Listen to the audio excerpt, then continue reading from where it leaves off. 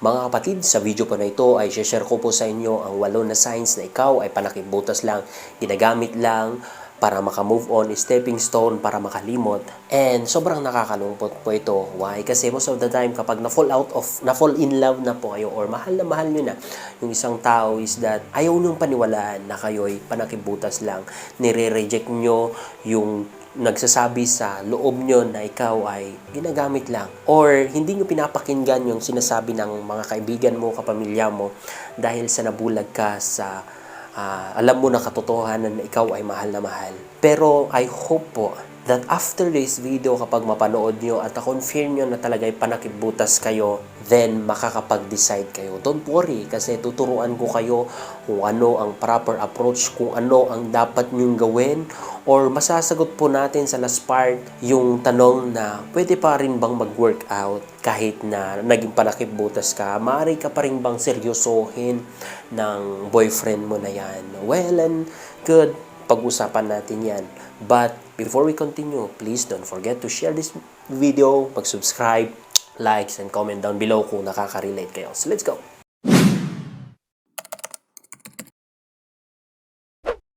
So number 1 na sign na ikaw ay panakibutas lang is that kagagaling niya lang sa breakup. Most of the time, ang tao, especially kung may sama ng loob sa ex, is that after ng breakup nila, right after ng breakup nila, naghahanap na sila or papasok na sila sa ibang relationship because they think na mas mabilis sila makamove on kapag meron silang partner. But actually, that is dangerous kasi most of the time, yung bago nila is that nagiging taking for granted talaga.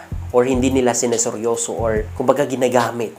Ginagamit lang para makamove on, para maipakita sa ex nila that hindi kakawalan. Or, you know, pride actually. That's some kind of pride. So, isang sign actually na kapag nakita mo or alam mo na kabibreak nila tapos nanligaw sa'yo or kapag kabibreak nila tapos naging kayo, is a big sign na magiging panakibutas ka. And that's dangerous, kaibigan. Alam, marami yung ganito na pumasok agad sa ganitong situation and trust me, makipagkwentuhan ka sa kanila kung anong nangyari. Most of the time, nagiging magulo. Most of the time, complicated. Most of the time, hindi sineseryoso. Okay? So, proceed na po tayo sa number 2 na sign. Ikaw panakibutas lang is that affected pa rin siya when it comes sa kanyang ex. Whenever na napag-uusapan, either positive or negative na pagka-affect.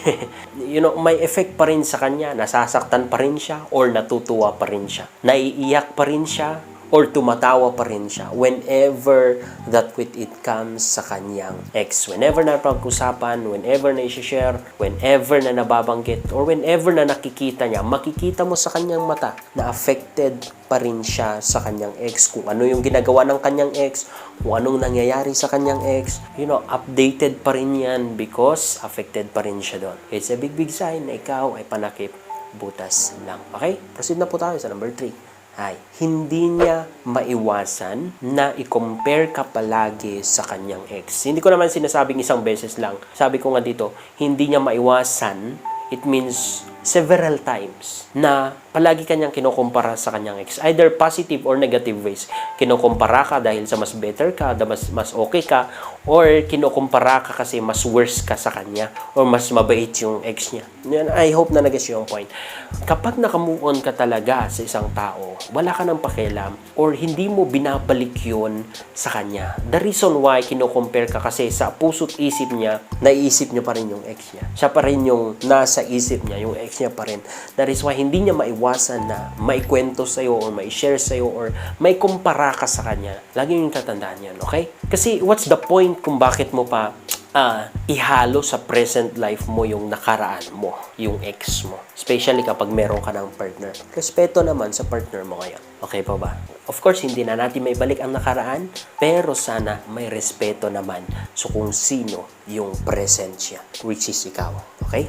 Huwag niyo sanang gawin yan. Si big sign actually na panakibutas ka lang. Number 4 na sign na ikaw ay panakibutas lang is that pabago-bago yung kanyang nararamdaman. Minsan sobra yung love niya or intimacy na sa'yo. Sometimes wala, totally wala. Sometimes binablock ka na walang dahilan, hindi ka kinakausap.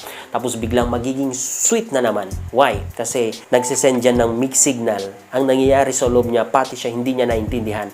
Kasi minsan binubuhos niya yung pagmamahal niya sa'yo whenever ever na nafo-frustrate siya na makapagbalikan sa kanyang ex or kapag nainis siya sa kanyang ex, kaya binubuhos sa iyo yung kanyang pagmamahal. Pero kapag nagiging okay sila, nawawala. Of course, you cannot love dalawa. Of course, you can have a relationship sa dalawa, tatlong tao, but you can love them at the same time or equally. Either mamahalin niyo yung isa or i-hate niya yung isa or hindi niya bibigyan ng halaga yung isa, papahalagan yung isa. Ganun yun. That is why minsan naguguluhan ka kung bakit sobra yung pagmamahal niya, tapos mamaya madadry siya, tapos mamaya hindi mo siya makausap ng okay. Mixed signal yung binabato sa'yo. And this is very dangerous kasi psychologically speaking, kapag ganun yung binabato ng partner mo sa'yo, ikaw ay nahuhulog sa trap, sa thinking na nakikurious ka, bakit kaya ganito nangyari kanya? Bakit kaya ganito?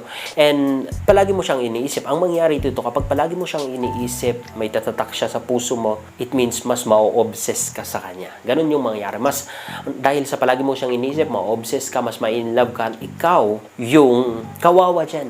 Kasi what if na-inlove ka, tapos panakibutas ka pala. So, gano'n ang nangyari. Isang sign sa totoo lang talaga that paiba-iba yung kanyang binabato sa'yo, yung kanyang pagmamahal, yung kanyang pinapakita sa'yo. It's a big sign that panakibutas ka lang. Number 5, na sign na panakibutas ka lang is that too much investing. Especially sa early stage pa lang ng relationship nyo. Of course, kapag mahal na mahal mo, mag-i-invest ka. Pero masesense mo, there is something na even inside mo nagsasabi that this is not right. Bakit too much na lang yung binibigay sa akin? Effort, time, money, lahat na lang binubuhos niya sa akin. There's something wrong with that. Why? Kasi sometimes, hindi ko na sinasabing all the time, hindi ko sinasabing masama from time to time, pero sometimes, it's a sign actually to that panakiputas ka lang. Paano? Kasi kung binubuhos niya sa'yo, yung kanyang pagmamahal ng sobra-sobra, nag-i-invest yan sa'yo, may tendency na binibigay lang sa'yo yung hindi niya maibigay sa kanyang ex. Yung hindi niya naibigay sa kanyang ex. Yung gusto niyang gawin sa kanyang ex. Kaya ikaw yung pinagbubuhusan. Hindi dahil sa mahal ka. But sometimes, ang tao nature natin to prove ourselves within ourselves. I hope na na-pick up nyo. Sometimes may nature tayong ganon, na kapag na-frustrate tayo sa ibang tao dahil hindi nila in-accept yung pagmamahal natin, yung ginawa natin sa kanila, then ibubuhos natin kung sino yung nakakakita, kung sino yung present, kung sino yung relasyon. Hindi dahil sa mahal mo, kundi dahil sa na-frustrate ka lang, or na-disappoint ka, or ni-reject ka ng taong gusto mo na pagbibigyan o pagbubuhusan ng kung ano mang invest mo, time mo, pagmamahal mo. It's a big sign na ginagamit ka lang. Or it's a big sign na stepping stone ka lang. Kapag sobra-sobra yan mag-invest sa'yo. I hope na na-pick up nyo. I hope na naintindihan nyo. And number 6 na sign, ikaw pa nakibutas lang, is that person keep on posting your pictures on social media. Hindi ko sinasabing masama. And sometimes, may katotohanan ang kapag hindi ka pinopost ng partner means mahal na mahal ka. Just like me. Of course, pinopost ko sometimes yung partner ko, but okay na siguro yung 5 beses isang taon. Hindi dahil sa hindi ko siya mahal, but I'm not that person na masyadong pinapublic ang private na life ko, ang wife ko, ang family ko. Pero, mahal na mahal ko sila. God knows that, and I know that I love my wife and my child, my son. But kapag yung partner mo is that you know that there's something wrong na kasi whenever na lahat na lang na gagawin nyo ipopost niya, itatag ka niya, lahat na lang ng pupuntahan nyo itatag niya or ipopost niya. Sometimes parang ang sarap sa feeling mo kasi nagiging proud siya sa'yo maybe. But sometimes, if you know their intention, most of the time, meron lang pinapatamaan ng mayan. Meron lang pinapakitaan yung mga yan na gusto nilang saktan. That is why they keep on posting na parang ang saya-saya nyo. Para sa'yo, na inosente is that ang saya-saya mo rin. Parang validation, confirmation na mahal ka niya. But most of the time, hindi. Ginagamit ka lang. Stepping stone para saktan niya yung ex niya. Para saktan niya kung sino man yung pinapatamaan niya. Hindi ko naman sinasabing all the time. But eto nga, sabi ko yung mga signs. Especially kapag may nagsasabi na sa puso mo that there's something wrong. There's something weird. Bakit pinopost niya? Okay sana, pero bakit ganito yung nararamdaman ko? It means God is speaking to you. God is talking to you in your heart. Hindi mo lang talaga maintindihan. But by this and through this video, maintindihan mo na that sometimes if there's something wrong or weird na mararamdaman mo, don't ignore it. Interpret it. Okay? And number 7 is that may connection pa rin sila. Andun pa rin yung number niya, friend pa rin sila sa Facebook. You know, there's nothing wrong with that, especially kapag matured kayo. Pero, sometimes, kapag interested pa rin siya or ayaw niya na mawala yung connection nilang dalawa, yung mga alaala, yung mga picture nila, meron pa rin niyang pinanghahawakan. Gusto niya pa rin na umasa sa kanyang ex. Gusto niya pa rin na umasa sa realidad na magkakabalikan sila ng kanyang ex. May connection, tumatawag, nag-uusap pa rin sila. Sometimes, sabihin lang, wala, kaibigan ko lang, or you know, ganito. The fact that he is interested ng connection sa kanyang ex, there's something wrong with that na anymore. Kasi kung ex is ex, pass is pass, magtaka ka na. Okay? Hindi naman kita binibigyan ng doubt, pero ito yung mga bagay na dapat mong consider para hindi ka niloloko ng harap-harapan, kapatid. Okay? And last but not the least, number 8 na sign na ikaw ay panakibutas lang is that your instinct tells you that panakibutas ka lang. May nagsasabi sa instinct mo. Lahat ng gagawin niya, there's something wrong. There's something weird. May nagsasabi sa puso mo. Actually, that's a big sign na panakibutas ka. May nagsasabi sa'yo. Minsan, nire-reject mo. Sabi ko nga, whenever, especially kapag na-overwhelm tayo na pagmamahal, minsan nire-reject natin. Pero sa totoo lang, voice ng Panginoon yan na nagsasabi sa'yo that don't do that, do this, do that, don't do that. Hindi lang natin alam. But I hope nga, through this video, ay nintindihan na natin yung ways ng Panginoon kung paano mangusap po sa atin. So, ito lang po yung mga ilan sa mga sign. Ikaw pa nagibutas. Yan, ano ba ang dapat mong gawin? Okay? Bago ko sabihin kung anong dapat mong gawin, ang sasagutin ko muna is that meron bang pag-asa na mag-work ang relationship na ganyan? Okay? I believe may pag-asa, but malilit lang na percentage. Malilit lang na percentage. And for me, don't chase after relationship na mga ganyan. Okay? That is why, ang pinaka-the best na gawin mo whenever na na-prove mo talaga is that dumistansya, lumayo, sabihin sa kanya ang katotohanan, alamin ang katotohanan, kausapin siya ng katotohanan. Kapag hindi siya makasagot, kapag tinanong mo na, mahal mo ba talaga ako, hindi ba ako panakibutas sa'yo? Of course, alam mo naman kung paano mo diskarte, paano mo rekoduhan. At kapag hindi ka siya makasagot ng diretso sa'yo, kapag marami siyang mga rason, na dami niyang, you know that, na panakibutas ka lang.